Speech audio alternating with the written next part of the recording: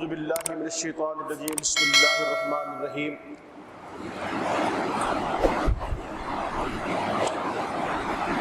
سورہ صافات کے اندر الحمدللہ پچھلے جمعے میں بھی بیان ہوا، کل بھی بیان ہوا، اس سے پہلے بھی اللہ فرماتے ہیں فَلَمَّا بَلَغَ مَعَهُ السَّعْيَ قَالَ يَا بُنَيَّ إِنِّي أَرَىٰ فِي الْمَنَامِ أَنِّي أَذْبَحُكَ فَانظُرْ مَاذَا تَرَىٰ قَالَ يَا أَبَتِ افْعَلْ مَا تُؤْمَرُ سَتَجِدُنِي إِن شَاءَ اللَّهُ مِنَ الصَّابِرِينَ۔ میرے عزیز دوستوں بزرگوں، آج قربانی کا دن ہے اور قربانی کے بارے میں یہ ایک حقیقت اچھی طرح سمجھ لیں۔ اس کا ذکر آدم علیہ السلام سے ہی شروع ہوتا ہے، جب دونوں بھائی قابیل اور حابیل کا معاملہ پیش ہوا تو اللہ تبارک و تعالی نے دونوں کو قربانی کا حکم دیا۔ کیونکہ وقت ہمارے پاس زیادہ سے زیادہ 5-6 منٹ ہیں، تو اتنے وقت میں تو یہ بات سمجھ لیں کہ قربانی آدم علیہ السلام سے شروع ہوئی، یہ کوئی نئی بات نہیں ہے، آپ امت محمدیہ کے ساتھ نہیں ہے بلکہ شروع سے چلی آ رہی ہے۔ اسی طریقے سے موسیٰ علیہ السلام کے دور میں بھی یہ ذکر چلا آ رہا ہے قربانی کا۔ تو اس جدید دور کے اندر کچھ لوگوں کو یہ خبط ہے کہ ہر معاملے میں کچھ نہ کچھ اعتراض کرتے ہیں، اسی طریقے سے قربانی کے معاملے میں بھی وہ لوگ اعتراض کرتے ہیں۔ میں ذاتی واقعہ آپ کو بتاتا ہوں کہ ہائی کورٹ کے وکیل تھے، بعد میں جج بھی بنے، تو وہ مجھے کہنے لگے مولانا کیا ضرورت ہے یہ مطلب ہے کہ مساجد بنانے کی اور حج کرنے کی اور اسی طریقے سے یہ معاملات کرنے کی، اس کی بجائے آدمی غریبوں کی امداد کرے اور بیواؤں کی امداد کرے۔ یاد رکھیں میرے عزیز دوستو، اللہ تعالیٰ کا جو امر اور حکم ہے وہ بالکل بعینی اس پر عمل کرنا ہی دین ہے۔ اپنی طرف سے ہم نے کوئی چیز امینڈمنٹ یا کوئی چیز کمی زیادتی نہیں کرنی۔ یہ سب سے پہلے آپ مسلمان ہیں، اپنا ذہن بنائیں، اس بات کو ذہن میں رکھیں تاکہ آپ بھٹکنے سے اور اس فتنے والے دور میں آپ بچ جائیں، کیونکہ یہاں پر بہت سے لوگ آپ کو ذہنی طور پر تشویش میں مبتلا کریں گے۔ ایک آدمی حج پہ جاتا ہے اور کہتا ہے کہ میرا 4 لاکھ 5 لاکھ روپے خرچ ہوگا، اس سے بہتر ہے میں 2-4 لاکھ روپے اور خرچ کر کے غریبوں کی امداد کر دوں۔ کبھی نہیں اس کا یہ مال قبول ہوگا، یاد رکھیں۔ حج کرنے والے کے اوپر جو حج کی استطاعت رکھتا ہے وہ حج ہی کرے گا۔ فرمایا نبی کریم صلی اللہ علیہ وسلم، حضرت انس رضی اللہ تعالیٰ کی روایت ہے، آپ صلی اللہ علیہ وسلم فرماتے 10 سال مدینہ منورہ میں آپ صلی اللہ علیہ وسلم رہے اور 10 سال آپ صلی اللہ علیہ وسلم نے قربانی فرمائی۔ 2 مینڈے کرتے تھے آپ صلی اللہ علیہ وسلم، ایک مینڈا اپنی طرف سے اور ایک اپنی امت کے ان لوگوں کی طرف سے جو قربانی کی استطاعت نہیں رکھتے تھے۔ یاد رکھیں، یہ حدیث بھی یاد رکھیں، امت کے وہ لوگ جو قربانی نہیں کر سکتے تھے ان کی طرف سے آپ صلی اللہ علیہ وسلم قربانی کرتے تھے۔ جو صاحب استطاعت ہے قربانی کر سکتے ہیں ان کے بارے میں نبی کریم صلی اللہ علیہ وسلم نے واضح اور 2 ٹوک الفاظ میں کہا۔ وہ کیا کہا؟ آپ نے واضح فرمایا جو قربانی کی استطاعت رکھتا ہے وہ قربانی کرے، اگر اس نے قربانی نہ کی تو آپ صلی اللہ علیہ وسلم فرمایا کہ ہماری عید گاہوں کی طرف وہ آدمی بالکل نہ آئے، اس کی مجھے کوئی ضرورت نہیں ہے، وہ ہماری قربان گاہوں کی طرف، ہماری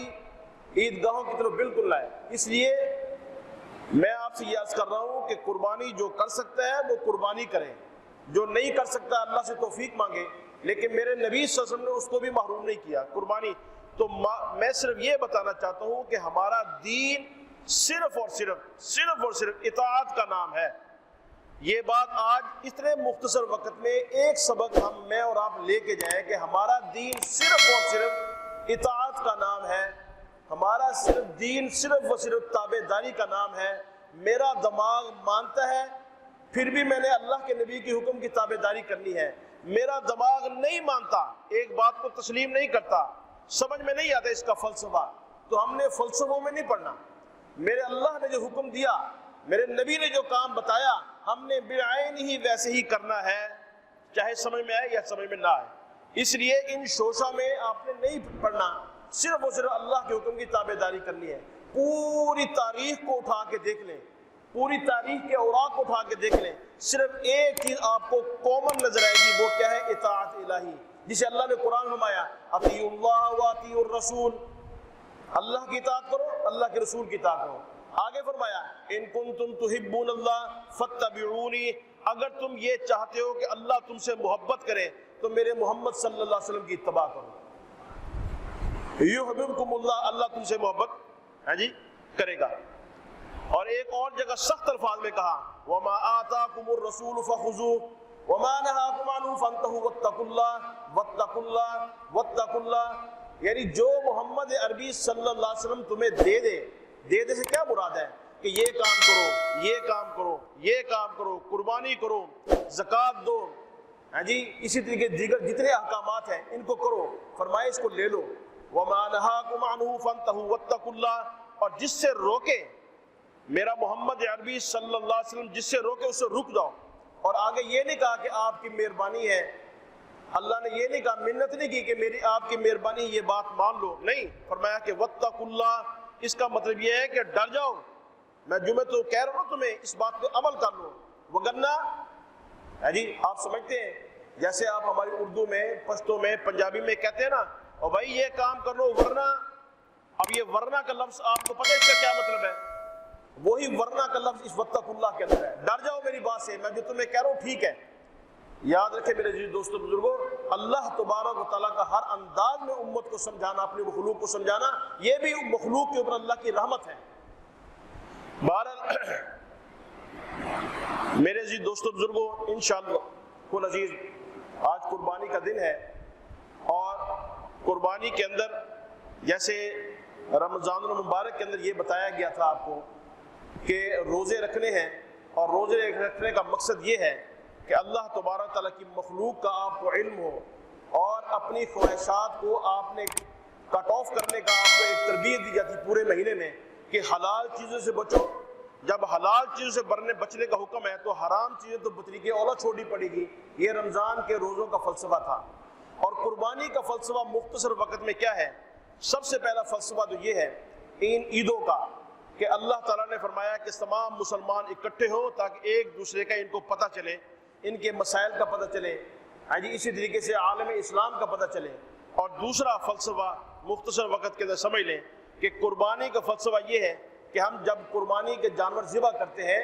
تو اس کا مقصد یہ ہے کہ ہم نے اپنی تمام زندگی کی ذاتی خواہشات کو اللہ کے حکم کے لیے ہم نے ذبح کرنا ہے، یہ مقصد ہے، وگرنہ خون بہانا بعین ہی بذات ہی مقصود نہیں ہے، یاد رکھیں، کیونکہ اللہ قرآن میں واضح کہتا ہے لَن يَنَالَ اللَّهُ لُحُومُهَا وَلَا دِمَاؤُهَا وَلَٰكِن يَنَالُهُ التَّقْوَىٰ مِنكُمْ، اللہ قرآن میں کہتا ہے نہ تو مجھے تمہارا خون پہنچتا ہے اور نہ ہی مجھے تمہارا کوئی گوشت پہنچتا ہے، لیکن صرف تمہارا تقویٰ پہنچتا ہے۔ تقویٰ کیا ہے؟ اللہ سے ڈرنا۔ اب اللہ سے ڈرنے کا مطلب یہ نہیں ہے کہ آدمی یہاں بیٹھا اور کانپتا رہے، نہیں، یہ تقویٰ یہ نہیں ہے۔ تقویٰ یہ ہے